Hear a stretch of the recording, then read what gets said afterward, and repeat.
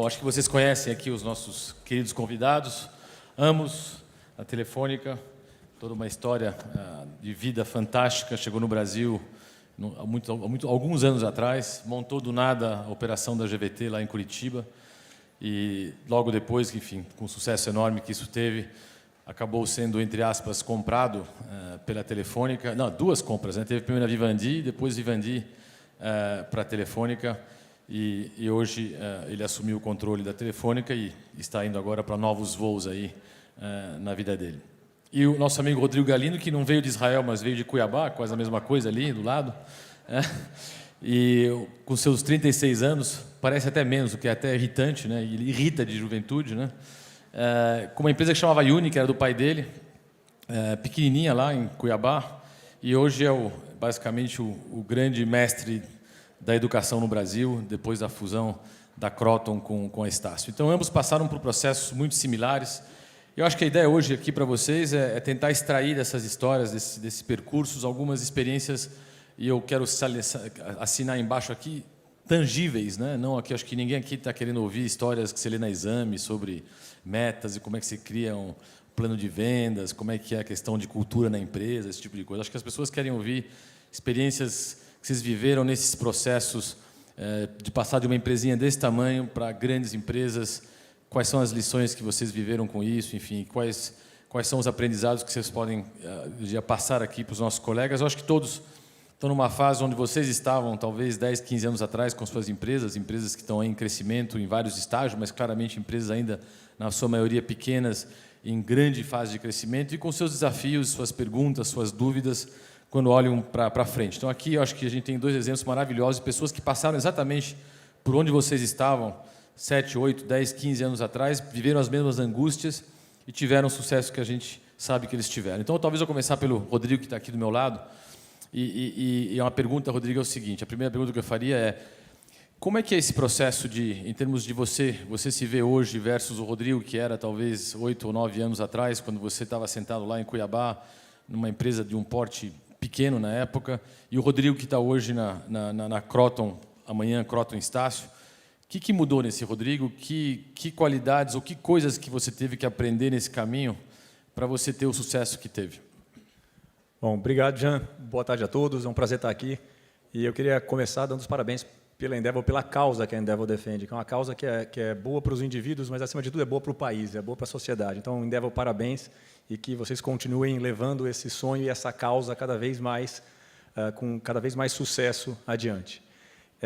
Jean, a gente se conhece há uns 10 anos, né? Acho que foi um dos primeiros parceiros que a gente buscou quando a gente resolveu que a gente queria sair de Cuiabá e ser uma empresa, deixar de ser uma empresa local e pequena e passar a ser uma empresa grande. A gente não imaginava onde isso podia chegar, a gente sabia que a gente podia crescer. Acho que todo mundo aqui tem essa percepção de que tem espaço para crescer e não sabe até onde isso é possível.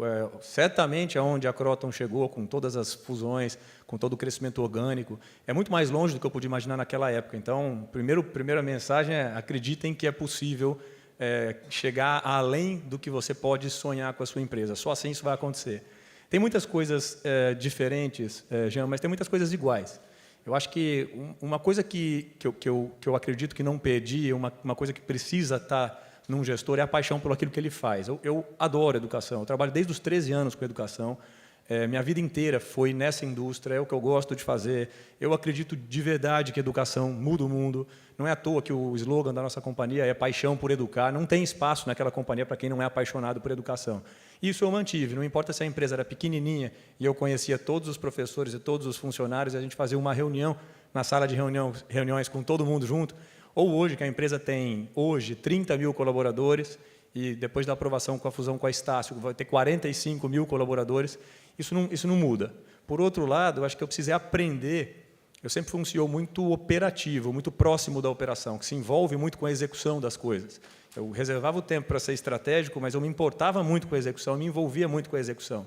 Obviamente, o nível de envolvimento e o jeito de se envolver com a execução que você tem numa empresa pequena tem que ser diferente do jeito de se envolver com a execução numa empresa grande. Mas eu não mudei essa característica, eu só mudei a forma de executar essa característica. Então, acho que essa talvez seja a grande diferença entre o Rodrigo de 10 anos atrás e o Rodrigo que hoje está na Croton. E você, Amos, quer dizer, uma experiência similar também? A GVT, 10 anos atrás, ou 18 anos atrás, o número de empregados era 1, né? Acho que era você. 4. 4. E como é que você também compara isso e que diferenças tem, assim, as grandes diferenças que existem nessa primeira fase, vamos chamar da GVT, de construção, depois teve a consolidação da própria GVT e depois, então, outro passo seguinte, que foi uma consolidação? Boa tarde a todos, obrigado pelo convite. A maior diferença para mim foi a mudança do ser empreendedor do ser executivo. Não? Acho no 2000, quando começamos a GVT, foi um empreendedor, sonhos enormes, algumas delas podiam ser até não muito realísticas. Ignorei todas as dificuldades que podia ter nesse projeto, que sabia que todos eles existem, podia até não começar. Batalhas e guerras que tem. Você, é verdade, como todo empreendedor, que foi o terceiro projeto do mim como empreendedor, sempre muito inocente, não? Estava inocente sobre as possibilidades que acho importante para criar um projeto novo. Sem sonhos, ambições até não realísticas, você não podia conquistar seus sonhos, não? Mas com o tempo você torna mais e mais executivos que tem outro patamar, na minha opinião, outras características que tenho hoje que não tive 17 anos atrás. Quando nós lançamos o GVT, depois da construção da empresa em 2000, não imaginei que eu, a melhor pessoa a tocar um negócio como CEO. É verdade, sempre acredito que precisamos dividir de maneira muito clara a fase de construções, a fase do crescimento e gestão de uma empresa. Depois do lançamento da empresa, que foi a fase mais difícil, não? Uma ano e meio de bastante trabalho para construir e lançar serviço em 24 cidades, nós pedimos outra pessoa mais senior, que estava no mercado por muitos anos, para ser o CEO do GVT. Que ele atuou um ano e meio, não deu certo, e voltei para atuar como CEO interim, para pensar que vamos buscar outro CEO, e no fim fiquei, deu certo e continuei até o fim. Mas eu acho duas fases bem diferentes. Não estava bom, eu sabia que não bom executivo, e não tentei ser executivo, porque acho não temos direito automático como fundadores ser o executivo ou CEO da empresa. Essa é coisa que você ganhar com o tempo. Estava lá e com o tempo ganhei credibilidade para mim mesmo e continuei até o fim do processo. Mas eu acho essa é o maior, acho para mim a diferença do Amos 2000 e 2017. Gostei mais da versão do 2000 do que estou hoje. Mais divertido, acho. Rodrigo, eu acho uma pergunta, enfim, eu me lembro, e acho que todos nós, imagino que vocês, muitos passam por isso, né? Quando a gente tem ali seus 18, 19, 20, 21, tem aquele sonho de eu vou montar uma empresa, vou fazer algum negócio, vou ganhar muito dinheiro em algum momento, né? E depois eu vou passar o resto da minha vida sabático 1, sabático 2, sabático 3, viajar, curtir, etc. Né? Você tem 36 anos, você fez essa rota, você poderia hoje tranquilamente, imagino eu, fazer exatamente isso, sabático 1, 2, 3. Como é que é conviver com isso? Quer dizer, com esse processo de você chegar e imagino que, como você colocou, você excedeu qualquer meta possível que esse menino de 13 anos tinha lá em Cuiabá naquele momento. Se qualquer meta que você se fixou naquela época, se é que você se fixava alguma meta, você deve ter explodido elas. E como é que é essa coisa de achar a motivação para, e agora? O que eu faço com tudo isso? Para onde é que eu vou com isso tudo? Já, primeiro, queria te agradecer muito. Eu tenho 40 anos, não 36, mas... Dá no mesmo. Mas eu acho que os projetos eles são motivadores independente do tamanho da empresa. Você viu, por exemplo, a história da Croton. Depois que eu entrei, depois que a gente vendeu a empresa da família e passou a ser sócio da Croton, minha família passou a ser sócia da Croton, isso aconteceu em 2010. De 2007 a 2010, a gente reestruturou completamente a empresa de família, cresceu, fez 9 aquisições, chegou no limite da capacidade de crescimento da empresa de família, com acesso à dívida saudável, e aí a única opção de crescimento era equity. O mercado estava fechado para IPOs, portanto, o caminho natural era fazer uma associação. Fizemos uma associação com a Croton e passamos a ser sócio da Croton. O meu projeto, naquele momento, o meu plano sincero naquele momento era ficar 2 a 3 meses na companhia e sair. Eu fui convidado durante o processo de venda para atuar como COO, não como CEO. Eu era CEO do IUNI, fui convidado para atuar como COO, diretor de operações da Croton. E a minha ideia é, eu sei que o time do Uni é um time muito bom, e sei que se eu tiver nos primeiros meses à frente desse time como CEO, eu posso ajudá-los e ampará-los até que eles mostrem que são realmente bons e possam permanecer na empresa e não sejam tirados da empresa no começo. Ficarei 3 meses e esse é o meu projeto. E deu tudo errado, ou deu tudo certo. Acontece que depois de 4 meses eu fui convidado para assumir como CEO da empresa e outros projetos vieram. Então, se você vê a história da Kroton, a partir de 2010, a gente teve a aquisição do Uni em 2010, a aquisição da Unopar em 2012, a fusão com a Anhanguera em 2014 e a fusão com a Estácio em 2016. Cada um desses movimentos foi completamente disruptivo para a operação. Criou uma nova empresa que precisava ser melhor do que a soma das 2 partes anteriores. Então, é isso, são esses projetos que me motivam. Então, eu ainda tenho o mesmo brilho no olhar, a mesma vontade de fazer as coisas agora, na fusão com a Estácio, do que eu tinha quando a gente se conheceu lá, quando a gente estava em processo de venda do Uni. Eu acho que isso que motiva é isso que leva para frente. Amos, a gente até estava conversando um pouco disso antes de vir aqui, e acho que seria interessante se colocar a tua visão sobre isso. Eu tenho a impressão que as características de um empreendedor, né, são bem diferentes das características de um gestor, né? São 2 palavras diferentes, eu acho que as características são diferentes, né? E eu acho que muitos de vocês vão passar por isso provavelmente, que no passar da fase de empreender, onde a empresa chega num certo patamar, para depois começar, de fato, a vertente gestão, ela começa a ficar quase que mais importante que a vertente empreender. Você viveu isso na pele, né? Porque você começou com 4 funcionários lá atrás, empreendeu e, em algum momento nesse caminho, a questão de gestão ficou mais relevante. Como é que você conviveu com isso? Você acha que é possível ser um bom gestor e um bom empreendedor? Ou é um ou outro? Como é que você coloca isso e que mensagens você deixaria com os nossos amigos aqui que estão aí empreendendo ainda nessa primeira fase aí do processo? Pela minha experiência, é importante que o empreendedor vai ser o CEO no próximo momento, no primeiro momento da empresa, porque ele tem a ideia, ele tem o drive, a visão, a paixão, tudo que podia engajar investidores, funcionários, parceiros para continuar nesse momento construir a empresa, captação de dinheiro. Esse momento acho muito sensível para o empreendedor ficar na empresa. Mas tem um momento,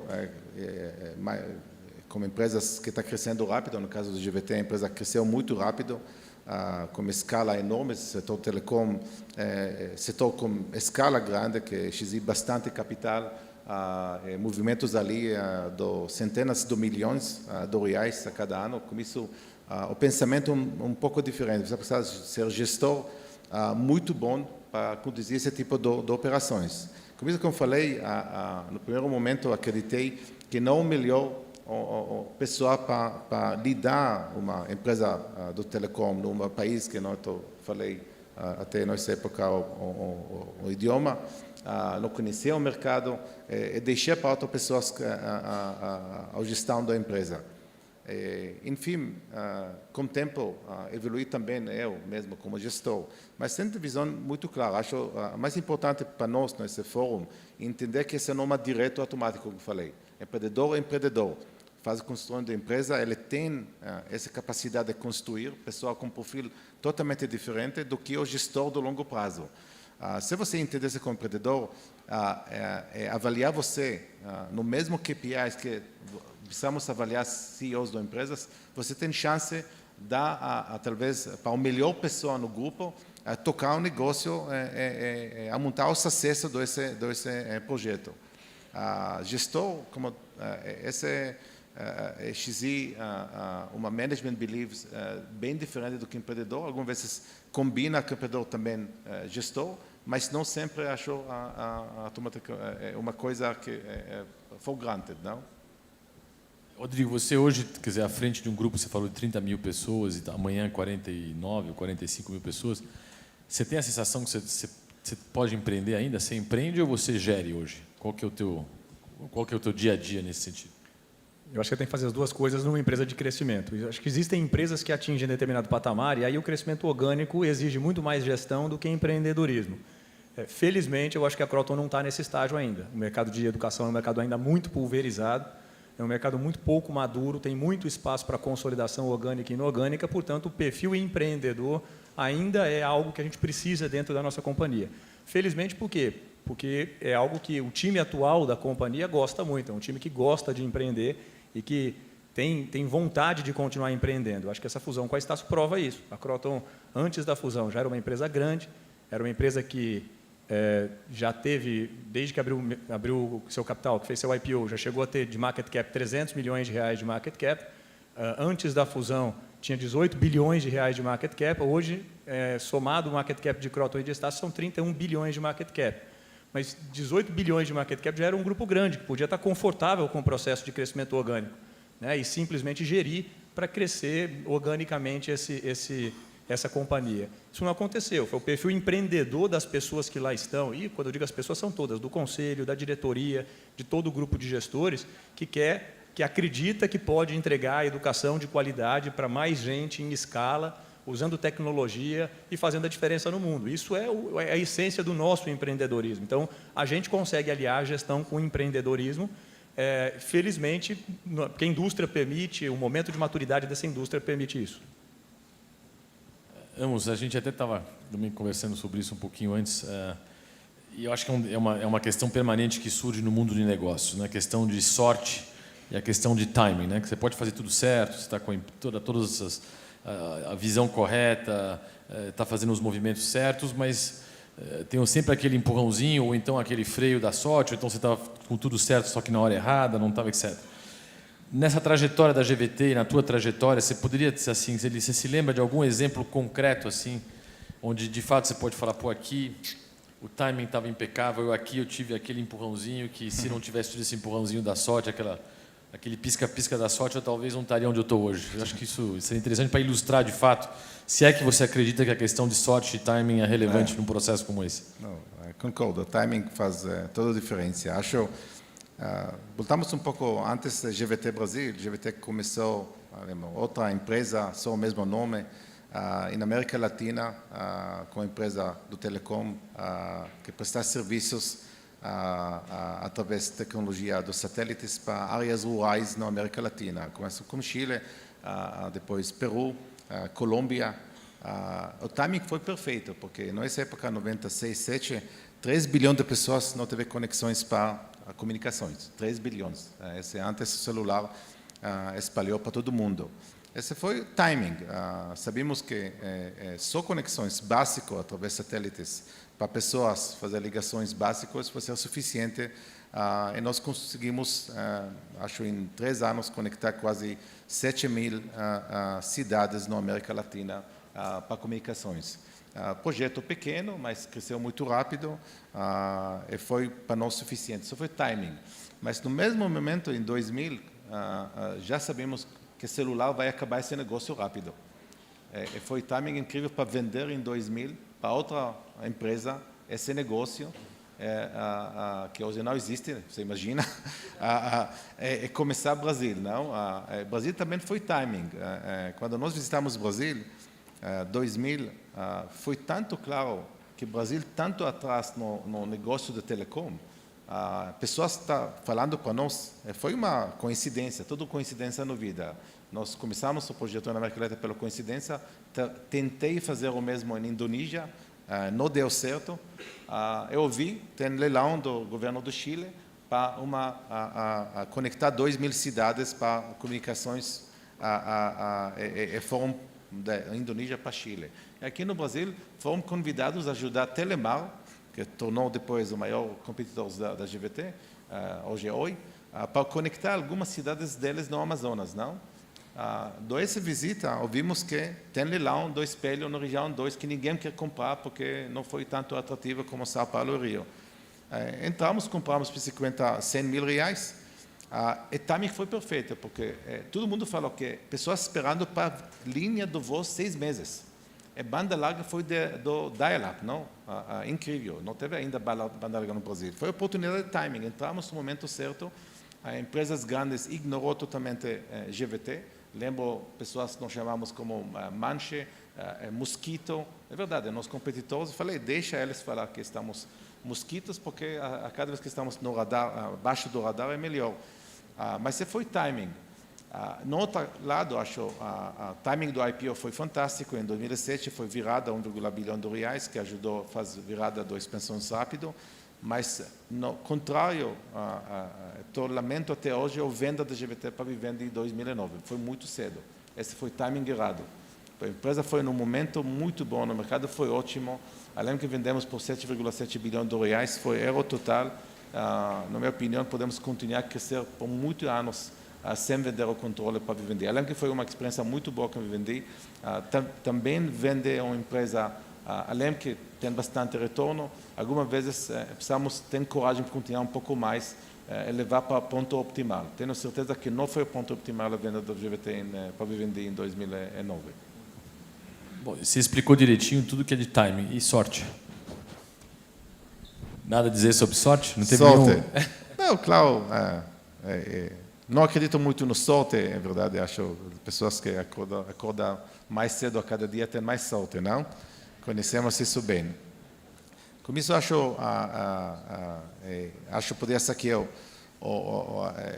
sorte foi, se olhar as vendas da GVT em 2009 e 2014, poderia ser uma sorte, pelo fato que, quando nós começamos o processo de venda para Vivendi, o IPO foi com R$18 em 2007, em 2009, 2 anos um pouco mais atrás. Depois, a sorte foi que uma empresa que nunca fez negócio em Brasil, Vivendi, não, uma empresa francesa, que um pouco atuação no telecom, teve SFA, Marocco Telecom, mas ele é mais empresa do mídia.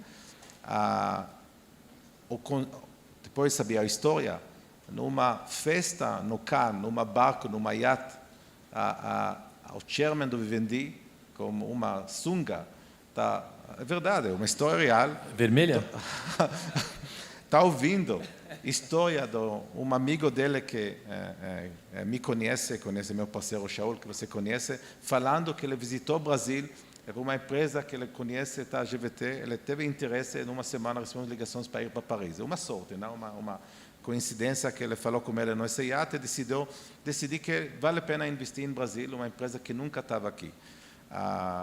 Mas o que é interessante é que, quando começamos com eles, Telefônica decidiu entrar para essa guerra, não? As ações subiu de 42 para R$56 até o fim dessa guerra dentro da Telefônica. A sorte voltou 2 vezes, quando em 2014 queremos vender para a Telecom Itália, já avançamos muito nesse negócio. Telefônica, ouvi de novo que ele tem uma proposta de venda GVT, queria participar, então, guerra nova que começou, que aumentou o preço inicial dos 5,5 bilhões de euro para 7,5 bilhões de euro depois de 3 semanas. Então, essa é sorte, acho, porque tem 2 leilões em 5 anos para a mesma empresa, não? Maravilha, essa história da sunga aí foi sensacional. Estou imaginando. Rodrigo, escuta, você olhando para trás, quer dizer, imagino que é difícil até, com tantas coisas fantásticas que aconteceram, né, ao longo dessa trajetória sua. Algum momento, 2 perguntas para você. Alguma coisa que você teria feito diferente? E se você tivesse feito diferente, a situação hoje seria muito distinta do que ela é? E a segunda é, que nem para o Amos, você teve algum ventinho em algum momento, aquele empurrãozinho na hora certa que fez com que as coisas caminhassem para onde elas caminharam? Eu acho que o que eu faria diferente tem exatamente a ver com o timing. Eu acho que em 2007, quando o mercado estava aberto para IPOs e estava bastante propenso para IPOs, a nossa empresa tinha porte, mas não estava pronta para fazer um IPO. E a gente foi responsável, apesar de ser abordado pelos bancos de investimento, e não foram poucos, e as abordagens não foram simples, vocês estão prontos para fazer o IPO? Nós não estamos prontos para fazer o IPO. Essa empresa não para em pé, essa empresa ela tem gaps contábeis que ela precisa resolver, ela precisa ter balanços auditados, ela precisa ter uma estrutura de governança madura e provada, e a gente não está confortável de oferecer essa empresa no mercado de capitais sem ter tudo isso pronto. Então, o meu arrependimento é não ter começado a me aprontar 3 anos antes. Não ter começado a ter toda essa estrutura de governança, balanços auditados, ter mais exposição ao mercado de capitais antes, porque a oportunidade de mercado de capitais passou em 2007, nós não estávamos prontos, não tínhamos feito as aquisições que a gente precisava fazer para ter o volume necessário para fazer o IPO em 2007, e isso impediu que a gente fizesse o IPO em 2007. Então, isso mudou a história. Eu não sei se mudou para melhor ou para pior, talvez a sorte ou a oportunidade, eu também não acredito muito em sorte, acho que a sorte ajuda quem trabalha bastante, mas uma oportunidade que surgiu foi, em 2010, entrar no mercado de capitais por um caminho diferente, que foi um caminho de uma associação com uma empresa que já era uma empresa de capital aberto. A Kroton já era uma empresa de capital aberto, tinha 45 mil alunos no ensino superior, e o IUNI tinha 45 mil alunos de ensino superior, mas de capital fechado. A Kroton já tinha acesso a capital, portanto, estava capitalizada, pôde fazer a transação, fez a aquisição do IUNI, parte em ações, parte em cash, então monetizou a família, que era uma expectativa da família naquele momento, e também deu uma participação para a família nessa nova empresa que era a Kroton. E a partir daí começou o crescimento. Então, de alguma forma, foi uma entrada no mercado de capitais por uma porta lateral que surgiu para a gente. Podia não ter surgido essa oportunidade.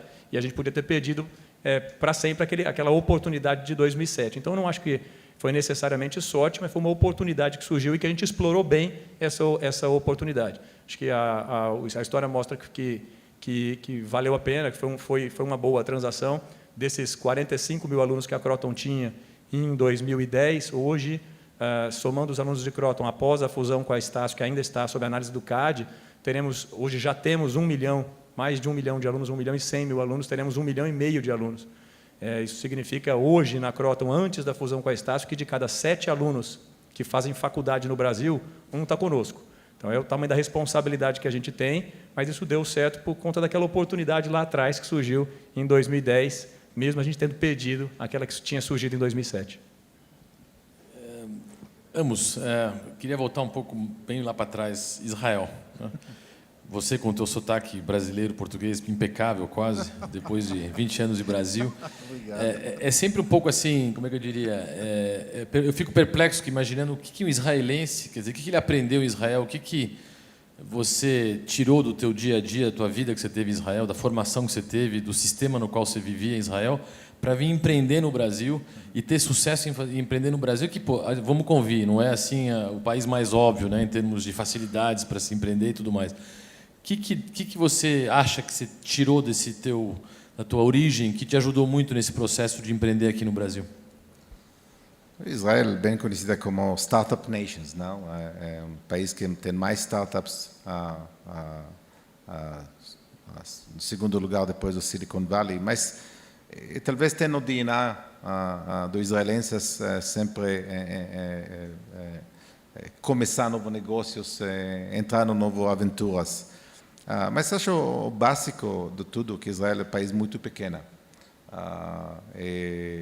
Possibilidades para construir um novo negócio em Israel é bem limitado.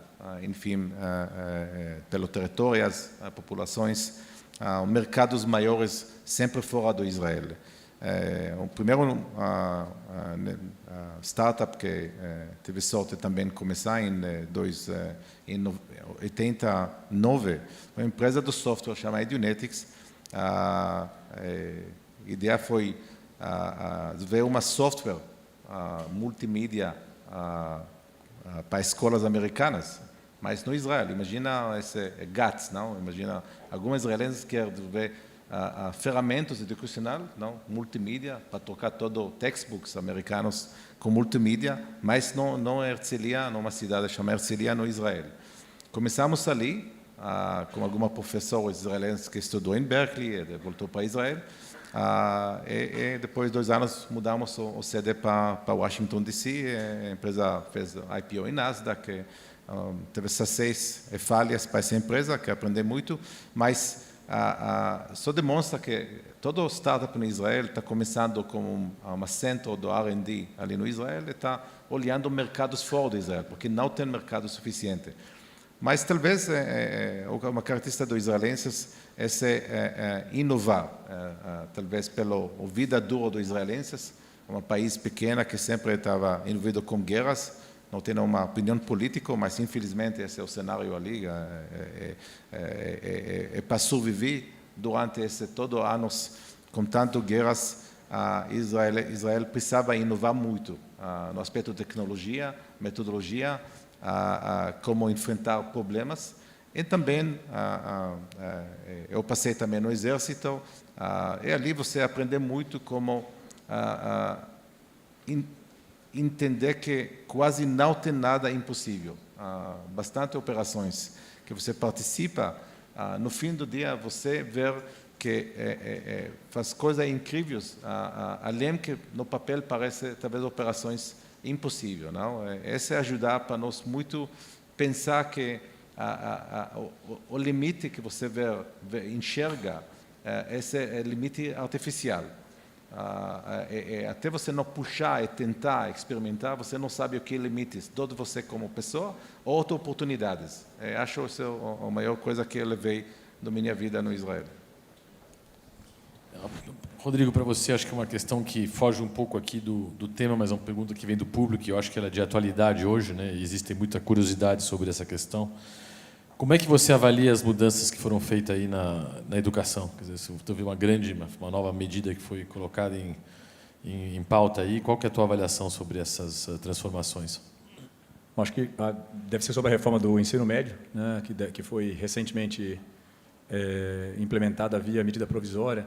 Eu acho que, primeiro, questionou-se sobre o caminho, que deveria ter sido feita uma discussão profunda no Congresso Nacional. É importante ressaltar, existe um projeto de lei há muitos anos tramitando no Congresso Nacional e cabe, sim, ao Poder Executivo tirar a inércia dentro dos processos legais. Então, se tem um projeto de lei que não caminha no Congresso Nacional, é, sim, legítimo, na minha opinião, ao Executivo, que emita uma medida provisória ou um decreto, um caminho que entender adequado, para fazer com que essa discussão agora, de forma obrigatória, aconteça no Congresso Nacional.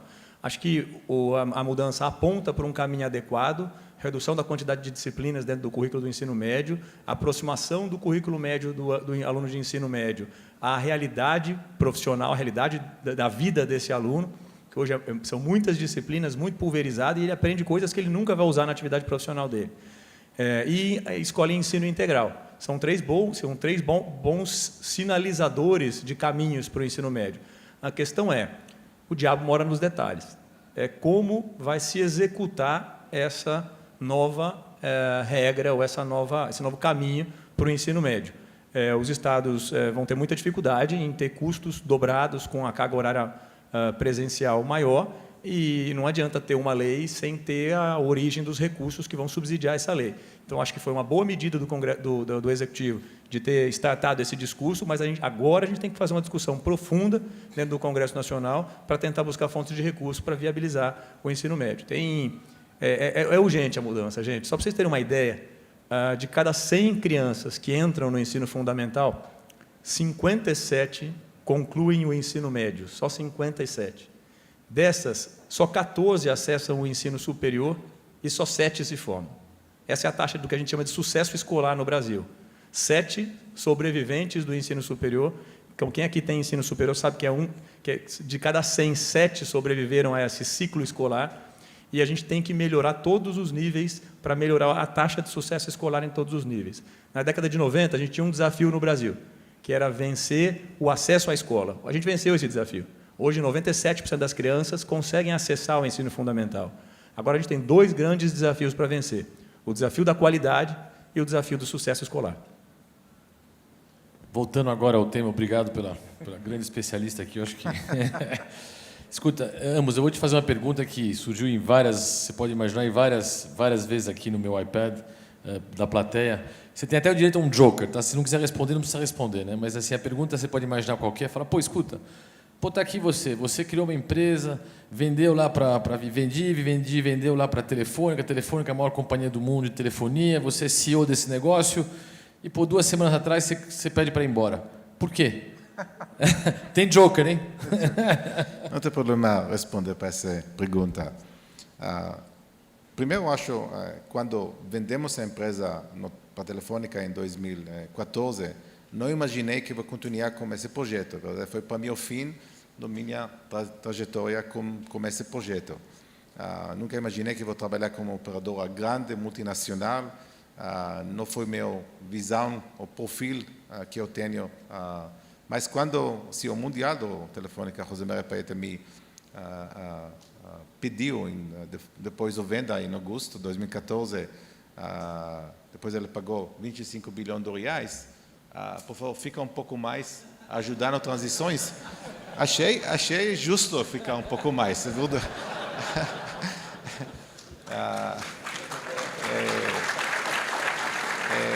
mais do que isso, acho, achei que certo para o legado do GVT, para a pessoa do GVT, que foi comigo tantos anos, ajudar eles a integrar nossa empresa enorme, chama Telefônica, é certo também, tem obrigações morais para eles. É sair, aproveitar a vida depois da venda, e deixar eles enfrentar todas as possibilidades dos desafios que tem para gestores, colaboradores da empresa bem pequena do que Telefônica, tentar integrar, podia ser problemático. Além que é uma privilégio não simples, até ego, tem ego também, eu concordo que tem também ego, como muitos anos você estava o CEO da menor empresa no setor, ser o CEO da maior empresa do setor, achei interessante experimentar o outro lado do espectro, não?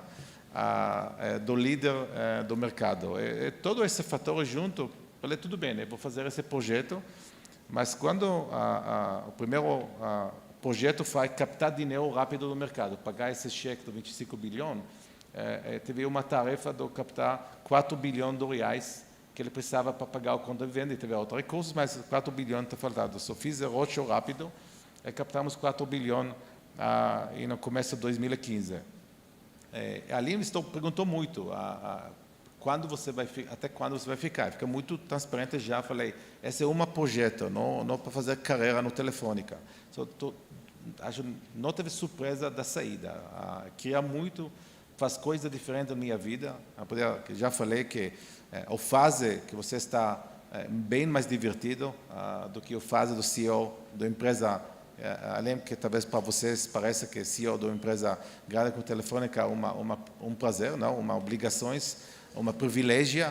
Aproveitei muito, aprendi muito, mas no fim a cada tem o desejo dela. O meu desejo faz coisas novas, diferentes.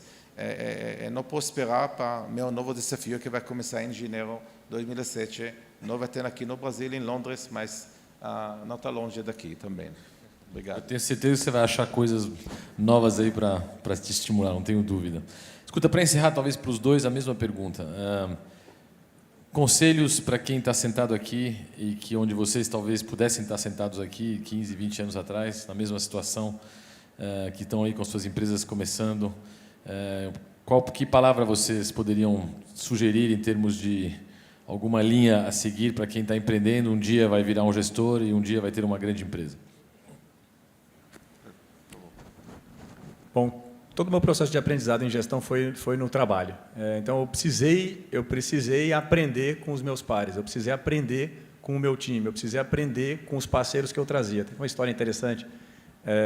No Iuni, quando a gente estava no processo de reestruturação, lá no meio do turnaround, custo era um driver super importante, a gente não tinha espaço para fazer nada, precisava aprender, a gente precisava se profissionalizar e se aperfeiçoar, mas não tinha dinheiro para contratar consultoria.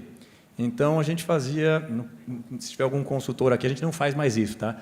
Mas a gente fazia o seguinte, a gente fazia um projeto de consultoria, trazia 5 consultorias para apresentar a proposta de solução do processo e não contratava nenhuma. E aprendia para burro com o processo. A gente usou esse expediente algumas vezes até chegar. Então, eu aprendi muito no processo. Então, talvez o meu conselho seja, cerque-se de gente excepcional. Tenha times que sejam excelentes. Tenha times que sejam muito melhores do que vocês em alguma coisa. Porque um líder ele vai sempre ter o tamanho dos times.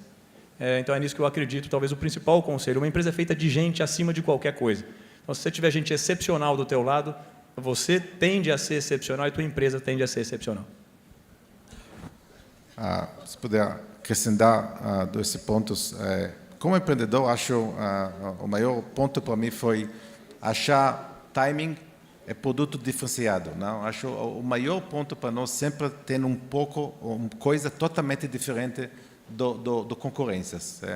Precisa entender muito bom essa diferença que você vai apresentar para o cliente final. Não acho se você não tem esse diferencial, não começar esse projeto. Para mim isso é muito importante. Segundo, você tem uma paixão enorme para o projeto.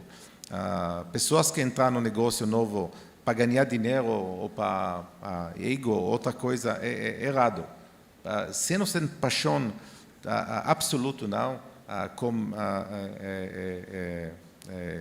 até sacrificar muito da vida pessoal para essa paixão, para esse sonho, melhor não entrar. Acho a paixão define muito esse drive que precisamos no pior momentos, que vai ter pior momentos, não todos os projetos novos têm momentos de falhas que podia acabar com esse projeto. Só essa paixão, esse drive, puxar você para superar. Como executivo, eu acho, para mim sempre, como o Rodrigo falou bem, pessoas. Sempre acreditei pessoas certas no lugar certo, no timing certo. Esse, acho, para mim, a chave de tudo. Muitas empresas falham nesse aspecto, colocar o processo certo no lugar certo, mas no timing certo. Parece uma clichê, mas esse é XI de nós todo dia, toda semana, todo mês, olhar nossa equipe e decidir mudanças. Eu nunca terminei ano com a mesma equipe que comecei o ano. Nunca, 17 anos aqui no Brasil, porque sempre tem uma pessoa na equipe que foi bom nesse momento ou não bom no próximo momento. A empresa que cresceu muito, o mercado está hoje evoluindo muito rápido, tem rupturas enormes de tecnologia todos os dias. Com isso, impossível imaginar, até o CEO mesmo precisa avaliar ele mesmo, mas que nós estamos bons em todos os momentos da vida da empresa. Com isso, eu acho enfrentar esse assunto de pessoas certas, essa é a maior dica que podia dar para pessoas. Maravilha. Senhores, ambos, Rodrigo, obrigado pela presença de vocês aqui hoje, foi muito bacana, um ótimo bate-papo. Obrigado a todos aí pela atenção de vocês.